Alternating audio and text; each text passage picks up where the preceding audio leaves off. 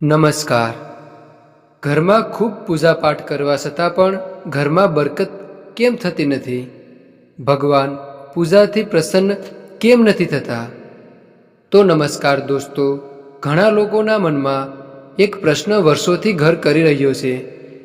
તેઓ દરરોજ સ્નાન કરીને ભગવાનની પૂજા કરે છે, દીવો પ્રગટાવે છે, અગરબત્તી કરે છે, મંત્રોનો જાપ કરે છે, વ્રત રાખે છે, દાન પુણ્ય પણ કરે છે, છતાં તેમના ઘરમાં સુખ શાંતિ ટકતી નથી, પૈસાની તંગી દૂર થતી નથી અને કામમાં અડચણો આવતી રહે છે અને મનને શાંતિ પણ મળતી નથી। તો આવી સ્થિતિમાં ઘણીવાર માણસ વિચારવા લાગે છે કે શું ભગવાન મારી પ્રાર્થના સાંભળતા નથી? શું મારી ભક્તિમાં કોઈ કમી છે? કે પછી હું કોઈ એવી ભૂલ કરી રહ્યો છું જેના કારણે મારી પૂજા પૂરું ફળ આપતી નથી? તો ધાર્મિક ગ્રંથોમાં જણાવવામાં આવ્યું છે કે ભગવાનને માત્ર પૂજા કરવી જ મહત્વપૂર્ણ નથી, પરંતુ પૂજા કરવાની રીત પણ એટલી જ મહત્વની છે। ઘણી વખત જાણતા નહીં હોવા છતાં આપણે એવી નાની નાની ભૂલો કરી બેસીએ છીએ જેના લીધે પૂજાનું સંપૂર્ણ પુણ્ય પ્રાપ્ત થતું નથી અને ઘરમાં પૈસા ટકતા નથી, તેમજ ઘરમાં પ્રગતિ પણ થતી નથી। કેટલીક ભૂલો તો એવી હોય છે કે જેનાથી સકારાત્મક ઉર્જાના બદલે ઘરમાં નકારાત્મકતા વધવા લાગે છે। તો આજના આ વિડીયોમાં આપણે એવી જ મહત્વપૂર્ણ વાતો જાણીશું જે દરેક પુરુષો અને મહિલાઓને અવશ્ય જાણવી જોઈએ। જેમાં આપણે મહત્વપૂર્ણ નિયમો જાણીશું, જેમાં દીવા સંબંધિત નિયમો, આરતી કરવાની સાચી રીત, દાન, ગંગાજળ, જળ અભિષેક, લક્ષ્મી સ્તોત્ર, કનકધારા સ્તોત્ર અને એવી અનેક મહત્વપૂર્ણ વાતો જાણીશું જે દરેક ભક્તે અવશ્ય જાણવી જોઈએ। તો વિડીયોને છેલ્લે સુધી અવશ્ય જોતા રહેજો, કારણ કે આ વિડીયોમાં છેલ્લે આપણે ખૂબ જ અસરકારક ઉપાયો જોઈશું। તો ચાલો તમારા બધાનો કિંમતી સમય બગાડ્યા વગર વિડીયોની શરૂઆત કરીએ। તો ચાલો હવે એક પછી એક તમામ નિયમો જાણીએ। તો પહેલું, ભગવાનનું સ્થાન હંમેશા ઊંચું રાખવું। ભગવાનને સર્વોચ્ચ સ્થાન માનવામાં આવ્યું છે, તેથી ઘરના મંદિરને હંમેશા જમીન કરતાં થોડું ઊંચું રાખવું જોઈએ। ભગવાનની મૂર્તિ અથવા તસવીર સીધી જમીન પર રાખવી એ જરાય પણ યોગ્ય નથી। ઘણા લોકો દિવાલને અડકીને મૂર્તિઓ મૂકી દેશે, પરંતુ શક્ય હોય ત્યાં સુધી મૂર્તિ અને દિવાલ વચ્ચે થોડું અંતર રાખવું જોઈએ। પૂજા કરતી વખતે તમારું મુખ પૂર્વ અથવા તો ઉત્તર દિશામાં હોય તો તેને શુભ માનવામાં આવે છે। આ દિશાઓ પૂર્વ અને ઉત્તર એ આધ્યાત્મિક ઉર્જા માટે અનુકૂળ ગણાય છે। પૂજા પૂરી થયા પછી ભગવાન સમક્ષ હાથ જોડીને નમ્રતાથી કહેવું જોઈએ, હે પ્રભુ, જો મારી તરફથી જાણતા કે અજાણતા કોઈ ભૂલ થઈ ગઈ હોય તો મને ક્ષમા કરજો। આ વિનમ્રતા ભગવાનને અત્યંત પ્રિય માનવામાં આવે છે। આગળ બીજું, ભગવાનની પૂજા કરતા પહેલાં પોતાને પવિત્ર બનાવો। કોઈ પણ દેવી દેવતાની પૂજા શરૂ કરતા પહેલાં શરીર અને મન બંનેની શુદ્ધિ જરૂરી માનવામાં આવે છે। તેથી સૌપ્રથમ સ્નાન કરીને સ્વચ્છ વસ્ત્રો ધારણ કરવા જોઈએ। માત્ર શરીર જ નહીં, મનમાંથી પણ ક્રોધ, ચિંતા અને અહંકાર દૂર કરવાનો પ્રયત્ન કરવો જોઈએ, કારણ કે અશાંત મનથી કરાયેલી પૂજામાં એકાગ્રતા રહેતી નથી। પૂજા કરતી વખતે ક્યારેય પણ ઉતાવળ ન કરવી જોઈએ। ભગવાન સમક્ષ શાંતિથી બેસીને તેમની આરાધના કરવી જોઈએ। ઘણી વખત લોકો ઊભા ઊભા અથવા તો ઉતાવળમાં પૂજા કરી લે છે, પરંતુ શાસ્ત્રીય માન્યતા મુજબ પૂજા હંમેશા આસન પર બેસીને જ કરવી જોઈએ। બીજી એક સામાન્ય ભૂલ એ છે કે ઘણા લોકો સીધા જમીન પર બેસી જાય છે. આ યોગ્ય માનવામાં આવતું નથી. જેમ ભગવાન માટે આસન ગોઠવવામાં આવે છે, તેવી જ રીતે ભક્તે પણ પોતાના માટે આસનનો ઉપયોગ કરવો જોઈએ. કુશનું આસન અથવા સ્વચ્છ કાંબળાનું આસન એ શુભ માનવામાં આવે છે. આસન પર બેસીને કરાયેલી પૂજા મનને સ્થિર બનાવે છે અને જપનું ફળ પણ વધારે મળે છે. આગળ ત્રીજું, મંદિરમાં જળાભિષેક કરતી વખતે આ નિયમ યાદ રાખી લો. જાણે પણ તમે મંદિરમાં ભગવાનને જળ ચડાવવા જાઓ ત્યારે શક્ય હોય તો ઘરેથી સ્વચ્છ જળ લઈ જવું એ શુભ માનવામાં આવે છે. જળાભિષેક કર્યા પછી લોટો એ સંપૂર્ણ ખાલી લઈને ઘરે પાછા ન આવવાની પણ એક પરંપરાગત માન્યતા છે. ઘણા લોકો પરત ફરતી વખતે તેમાં થોડું પવિત્ર જળ ભરી લાવે છે, જેને શુભતાનું પ્રતીક માનવામાં આવે છે. ચોથું, દરેક શુભ કાર્યની શરૂઆત ગણેશજીથી. હિન્દુ પરંપરામાં કોઈ પણ શુભ કાર્ય શરૂ કરતા પહેલાં સૌ પ્રથમ શ્રી ગણેશજીનું સ્મરણ કરવામાં આવે છે. તેમને વિઘ્નહર્તા કહેવામાં આવે છે. જો પૂજાની શરૂઆત ભગવાન ગણેશના સ્મરણથી કરવામાં આવે તો કાર્યમાં આવતા અવરોધો દૂર થાય છે એવી માન્યતા છે. તેથી હંમેશા સૌ પ્રથમ ગણપતિ બાપ્પાને નમન કરીને જ પૂજાની શરૂઆત કરવી જોઈએ. પાંચમું, દીવો, ફૂલ અને પૂજાની વસ્તુઓ વિશે આ ભૂલ ક્યારેય ન કરશો. ઘરમાં કે મંદિરમાં દીવો પ્રગટાવતી વખતે એક ખાસ વાતનું ધ્યાન રાખવું જોઈએ. પરંપરાગત માન્યતા મુજબ એક સળગતા દીવાથી બીજો દીવો પ્રગટાવવાને બદલે નવા દીવા માટે અલગ રીતે જ્યોત પ્રગટાવવી એ વધુ શુભ માનવામાં આવે છે. જુદી જુદી પરંપરાઓમાં આ બાબતે અલગ અલગ માન્યતાઓ હોઈ શકે છે. તેથી પોતાની કુટુંબની પરંપરાનું પણ માન રાખવું. ભગવાનને ચડાવવા માટેના ફૂલો શક્ય હોય તો સ્નાન પહેલાં જ તોડી લેવા જોઈએ, કારણ કે જે ફૂલો ભગવાન માટે સમર્પિત કરવાના હોય તેને પવિત્ર ભાવથી અલગ રાખવાની પરંપરા છે. તે જ રીતે દીવો, શંખ, ભગવાનની મૂર્તિ, તસવીર, શાલિગ્રામ, સોનાના આભૂષણો અથવા અન્ય પવિત્ર પૂજાની વસ્તુઓને સીધા જમીન પર ન મૂકવી. તેના માટે સ્વચ્છ થાળી, પાટલો અથવા તો કપડું અવશ્ય રાખવું. છઠ્ઠું, આરતી કરવાની સાચી રીત. ઘણા લોકો દરરોજ આરતી કરે છે, પરંતુ આરતી કરતી વખતે પણ શાસ્ત્રોમાં કેટલીક પરંપરાગત રીતો જણાવવામાં આવી છે. પરંપરાગત માન્યતા મુજબ ભગવાન વિષ્ણુ સમક્ષ આરતીના 12 ફેરા એટલે કે ભગવાન વિષ્ણુ સમક્ષ 12 ફેરા, સૂર્યદેવ સમક્ષ 7 ફેરા, માતા દુર્ગા સમક્ષ 9 ફેરા, ભગવાન શિવ સમક્ષ 11 ફેરા અને ભગવાન ગણેશજી સમક્ષ 4 ફેરા કરવાનું શુભ માનવામાં આવે છે. જો તમે નિયમિત રીતે કોઈ મંત્રનો જાપ કરો છો તો જાપ પૂરો થયા પછી આસનની નીચેની ભૂમિને સ્પર્શ કરીને તે હાથ આંખો પર લગાવવાની પણ પરંપરા છે. આ ભગવાન પ્રત્યે કૃતજ્ઞતા વ્યક્ત કરવાનો એક સુંદર માર્ગ માનવામાં આવે છે. સાતમું, ગંગાજળ રાખવાની સાચી રીત. મોટાભાગના હિન્દુ ઘરોમાં ગંગાજળને અત્યંત પવિત્ર માનવામાં આવે છે, પરંતુ તેને સાચવવાની રીતનું પણ વિશેષ મહત્વ છે. પરંપરાગત માન્યતા મુજબ ગંગાજળને તાંબાના અથવા તો અન્ય યોગ્ય પવિત્ર વાસણમાં રાખવું શુભ માનવામાં આવે છે.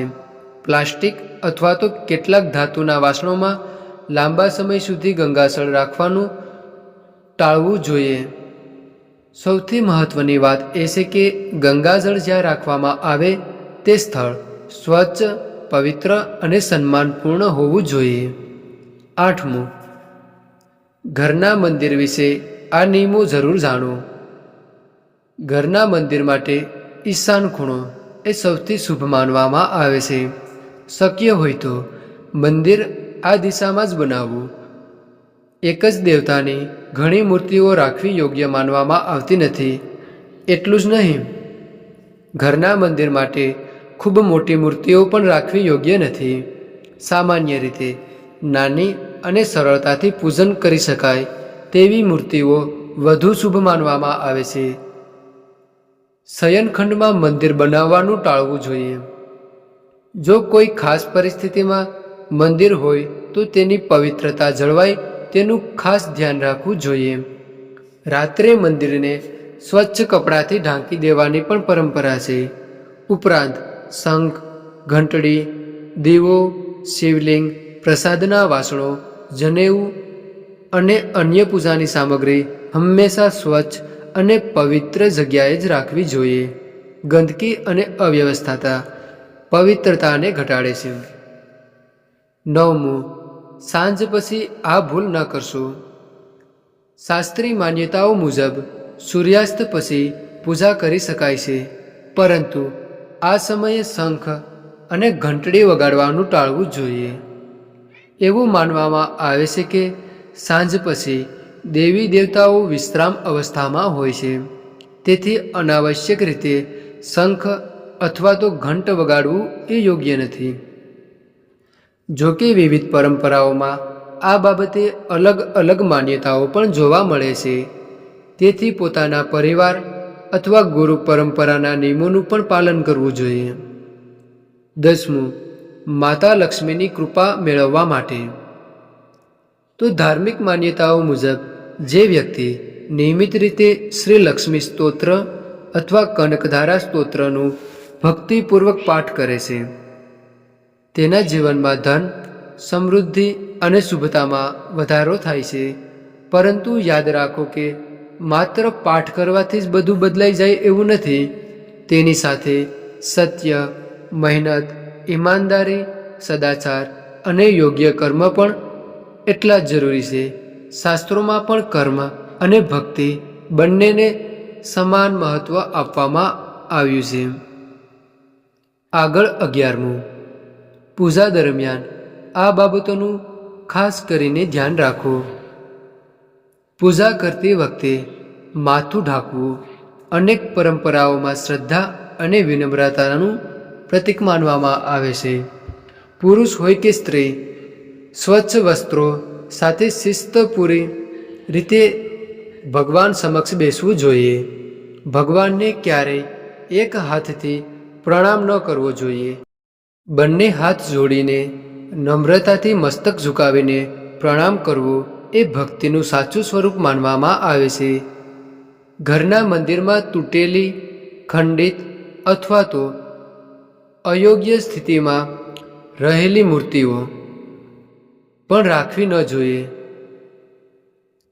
અને દેવી દેવતાઓને સ્વચ્છ અને યોગ્ય વસ્ત્રો અર્પણ કરવા જોઈએ. પૂજા દરમિયાન સૂર્યદેવ, ભગવાન ગણેશ, માતા દુર્ગા, ભગવાન શિવ અને ભગવાન વિષ્ણુનું સ્મરણ કરવું એ અત્યંત શુભ માનવામાં આવે છે. તો પૂજા દરમિયાન સૂર્યદેવ, ગણેશજી, માતા દુર્ગા, શિવ ભગવાન અને વિષ્ણુનું સ્મરણ કરવું એ શુભ ગણાય. આ 5 દેવોની કૃપાથી જીવનમાં સુખ, શાંતિ અને સમૃદ્ધિ પ્રાપ્ત થાય છે એવી ધાર્મિક માન્યતા છે. તેમજ વાસ્તુ અને આયુર્વેદ બંનેમાં ભોજનને યજ્ઞ સમાન માનવામાં આવ્યું છે. આજના સમયમાં ઘણા લોકો જમતી વખતે મોબાઈલ ચલાવે છે, ટીવી જુએ છે, ઓફિસનું કામ કરે છે અથવા તો અભ્યાસ કરે છે. આ ટેવ માત્ર ધ્યાન ભંગ નથી કરતી, પરંતુ પાચન ક્રિયા પર પણ અસર કરી શકે. શાંતિથી ભગવાનનું સ્મરણ કરીને અને સંપૂર્ણ ધ્યાનથી ભોજન કરવું એ શરીર અને મન બંને માટે લાભદાયક માનવામાં આવે છે. 12. મંદિરમાં પ્રસાદ અને ઘંટનો મહિમા. જ્યારે પણ તમે કોઈ મંદિરમાં દર્શન કરવા જાઓ અને પ્રસાદ મેળવો, ત્યારે શક્ય હોય તો તેનો થોડો ભાગ ત્યાં જ ગ્રહણ કરો. બાકીનો પ્રસાદ ઘરે લાવી પરિવાર સાથે વહેંચી શકાય. આ ભગવાનના આશીર્વાદને સ્વીકારવાનું પ્રતીક માનવામાં આવે છે. મંદિરમાં પ્રવેશ કરતી વખતે પરંપરા મુજબ ઘંટ વગાડવામાં આવે છે. એવી માન્યતા છે કે ઘંટના પવિત્ર નાદથી મન એકાગ્ર બને છે અને ભક્તિનો ભાવ પણ વધે છે. 13મું, સંકલ્પ લો અને જરૂર પૂર્ણ કરો. ઘણા લોકો કોઈ મનોકામના માટે ભગવાન સમક્ષ સંકલ્પ લે છે કે મારું કામ પૂરું થશે તો હું દાન કરીશ, અન્નદાન કરીશ અને મંદિરમાં સેવા આપીશ અથવા તો અન્ય કોઈ ધાર્મિક કાર્ય કરીશ. જો તમે પણ કોઈ સંકલ્પ લો તો તેને શક્ય તેટલી વહેલી તકે પૂરો કરવાનો પ્રયત્ન કરો. સંકલ્પમાં અનાવશ્યક વિલંબ કરવો એ યોગ્ય માનવામાં આવતું નથી. ભગવાન સમક્ષ આપેલું વચન નિષ્ઠાપૂર્વક અવશ્ય પૂરું કરવું જોઈએ એ સાચી ભક્તિનું લક્ષણ છે. 14મું, દાન અને ધાર્મિક નિયમો. દાન હંમેશા આનંદથી અને નિસ્વાર્થ ભાવથી કરવું જોઈએ. પરંપરાગત રીતે દાન અથવા દક્ષિણા જમણા હાથથી આપવાની પ્રથા છે.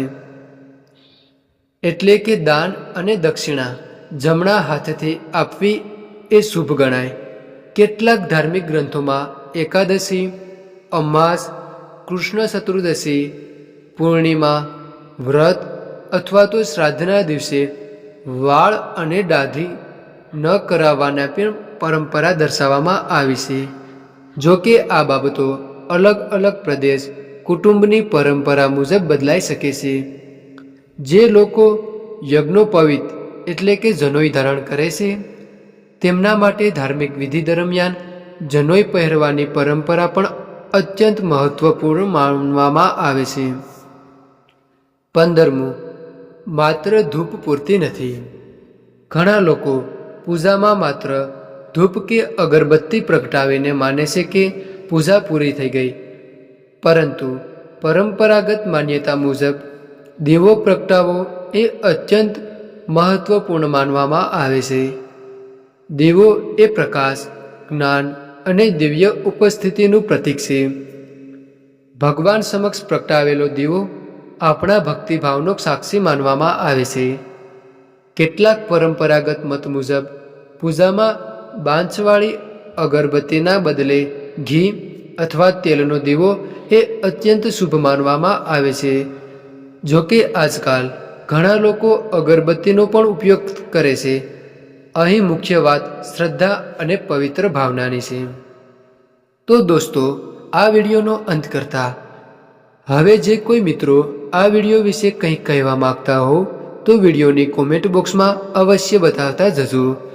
તો તમામ મિત્રો મનમાં પોતાની કુળદેવી માતાનું નામ સ્મરણ કરે અને જો તમને સારું લાગે તો વિડીયોની કોમેન્ટ બોક્સમાં પોતાની કુળદેવી માતાનું નામ અથવા તો માતા લક્ષ્મીનું નામ અવશ્ય લખતા જજો. તો ચાલો યુટ્યુબ દોસ્તો, જો તમે આ ચેનલ પર નવા હોય અને આવા જ ધાર્મિક અને જીવન જરૂરી વિડીયો તમે જોવા માંગતા હો તો આપણી આ ચેનલને અવશ્ય સબસ્ક્રાઈબ કરી દેજો, એટલે આપણે આવા જ વિડીયો સાથે વારંવાર મળી શકીએ. તો તમામ મિત્રો અને તમામ મિત્રોના પરિવાર હંમેશા પોતાના માતા પિતા સાથે ખુશીપૂર્વક જીવન વિતાવે એવી ભગવાન સાથે અમારી પ્રાર્થના છે. તો મિત્રો, ભગવાનને પ્રસન્ન કરવા માટે માત્ર લાંબી પૂજા કે વધારે સામગ્રી જરૂરી નથી. ભગવાન તો ભક્તનો નિષ્કપટ ભાવ, પવિત્ર મન, સારા કર્મ અને સાચી શ્રદ્ધા જુએ છે. જો તમારી પૂજામાં નિયમ, વિનમ્રતા, સ્વચ્છતા અને સદાચાર જોડાઈ જાય તો ધીમે ધીમે જીવનમાં અવશ્ય સકારાત્મક પરિવર્તન અનુભવવા મળી શકે છે. સાથે સાથે એ પણ યાદ રાખો કે આધ્યાત્મિક જીવન માટે મહેનત, યોગ્ય આયોજન અને જવાબદારીપૂર્ણ વર્તન પણ સમૃદ્ધ જીવન માટે એટલું જ જરૂરી બને છે. જો આજનો આ વિડીયો તમને ઉપયોગી લાગ્યો હોય તો તેને અવશ્ય લાઈક કરજો. તમારા પરિવાર અથવા તો મિત્રો અથવા તો કુટુંબજનોને આ વિડીયો અવશ્ય મોકલી દેજો. અને આવી જ ધાર્મિક, વાસ્તુ અને જીવન ઉપયોગી મહત્ત્વની માહિતી માટે અમારી ચેનલ નવજીવન સ્ટોરીને સબસ્ક્રાઈબ કરવાનું ભૂલશો નહીં. તો હવે આવા નવા વિડીયો સાથે પાછા મળશું. તો તમામ મિત્રોને જય શ્રી કૃષ્ણ. હર હર મહાદેવ.